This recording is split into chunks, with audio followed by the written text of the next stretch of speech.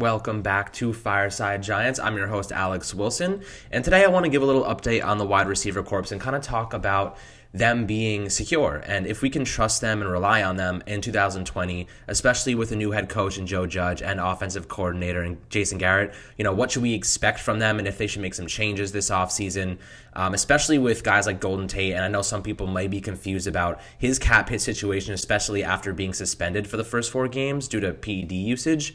So that may have an impact on his cap situation. But the reality is that he is going to count about $10.5 million against the cap this offseason. If they cut him, it's $7.5 million, so it doesn't actually have any effect. Like, to be clear, the suspension has no effect on his cap hit situation. It voids his guarantees, but the cap hit is exactly the same, and if they cut him, they only save about $3 million anyway, so it's better off just keeping him on the team and utilizing him in the way he should be utilized, which is on third downs and meshing him across the middle. He's really good on those crossing routes and one of the best wide receivers in the game at breaking tackles and yards after the catch. So that's how Daniel Jones should be utilizing him. And I know Pat Shurmur tried to get him the ball a lot. Just in general, with the entire wide receiver corps, all of them missed significant time. So that's really important to remember. There was only about 1 or 2 games where they all played as a cohesive unit. Like, they were all on the field at the same time, and Daniel Jones had every single one of his weapons. And even then, they were missing Evan Ingram or Saquon Barkley with a high ankle sprain. There was not a single point where they actually were together for the entire game. And that's something to note. Like, moving forward in 2020, if they're all healthy, the unit should be a lot better. The wide receivers should be a lot better. I mean, we're looking at Darius Slayton as a rookie. He missed the first 2 games, and he still managed 740 yards and 8 touchdowns. He led all rookies with 8 scores.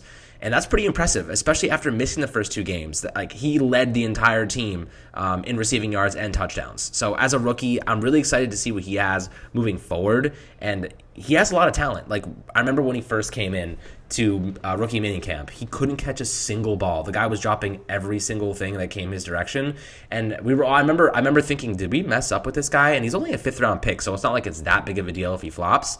But the reality is he was arguably one of the best rookie wide receivers last season, aside from Deebo Samuel and DK Metcalf. Both of those guys are extremely talented, and Darius Slayton was right up there with them. It's really impressive to see what he's done, and we should expect him to be a lot more involved in 2020, especially with Jason Garrett coming in and preferring to have a big-bodied red zone guy. He can catch those red zone passes, although he had a lot of backed up into the end zone, just extremely impressive catches, jumping up and just like over 2 guys or 1 guy over a cornerback. And, I'm really excited to see he kind of had that Victor Cruz-esque like feel to him, just that breaking out of nowhere. And I think he already broke out in his rookie season. 2020 should only be better. So you could make the argument that he could be their best pass catcher and he should be their number 1 guy. He can be a number 1 cornerback. I'm telling you right now, I really think that he can be that guy to be Daniel Jones' top option. And Golden Tate and Sterling Shepard can just be, just security for him, just those blankets to help cover up all the, offensive line troubles that are inevitable at this point. And Golden Tate had a decent year. I mean, he had 57.6% catch rate, which is actually the lowest it's been since 2010, his rookie season. So that's not exactly what you want to see. He dropped a few balls, and I remember seeing some pretty ugly ones, one against the Patriots. But he did have 676 yards and 6 scores, so he was productive. He actually scored the first touchdown against the New England Patriots of the entire season for their defense, which is extremely impressive. Sterling Shepard, on the other hand, only played in 10 games. He had 576 yards and 3 scores, so he was pretty underwhelming. They need more of him since they just gave him a 4-year, $40 million contract. They need more out of Sterling Shepard. He's not a number 1 guy. He's a great slot option, and he can play on the outside. But these injury struggles, they've got to go. I'm so tired of the injuries, especially with Evan Ingram. This guy can't stay healthy. He's 25 years old. He doesn't even really block. He's just a wide receiver tribute in some way. So that's really important to know. I think, moving forward, we should be more secure and have a better idea of what the wide receiver unit has to offer.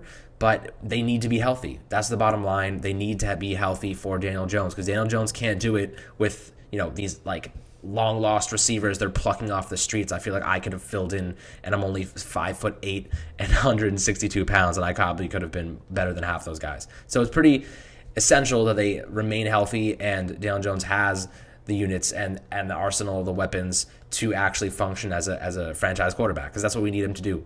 And allocating resources towards the offensive line is extremely important this offseason. So expect Jack Conklin to get a huge contract. Hopefully Dave Gettleman will allocate the money towards him. They're already spending almost $20 million on Nate Solder, so they really don't have a choice but to keep him. I mean, like, what do you move him over to right tackle?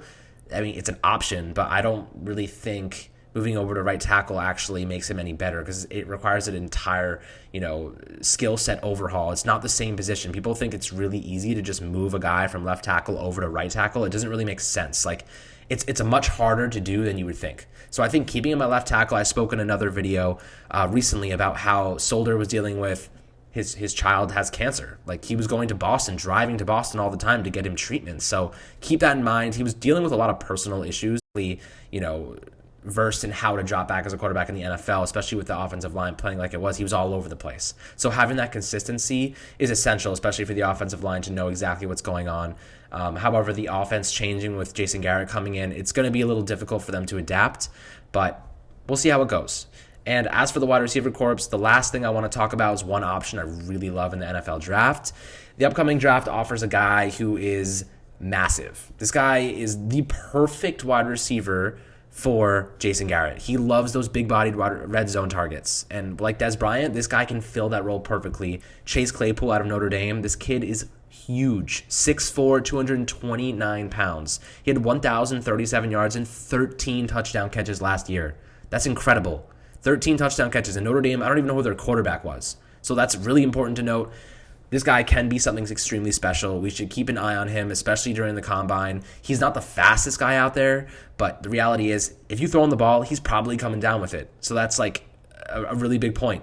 And, I haven't had a big body in the wide receiver corps in some time. So I think that Chase Claypool can be that guy. They can probably snag him in the third round if he drops, depending on how his combine goes. But this kid is extremely special and talented. He has the physical gift when it comes to being a big body. Like, he kind of reminds me of Calvin Johnson. Obviously, he's nowhere near as talented as Calvin Johnson, but the reality is he has that same size, and hopefully he can replicate any sort of that just come down Megatron style catches. So hopefully, he can develop into that kind of guy. If the Giants want to take a flyer on him, I'm all for it.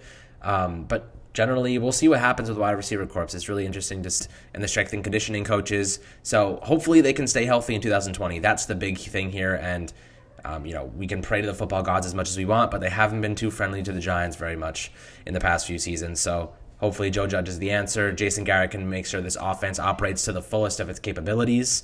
But this is the end for this episode. Thank you so much for listening to Fireside Giants. I'm your host, Alexander Wilson.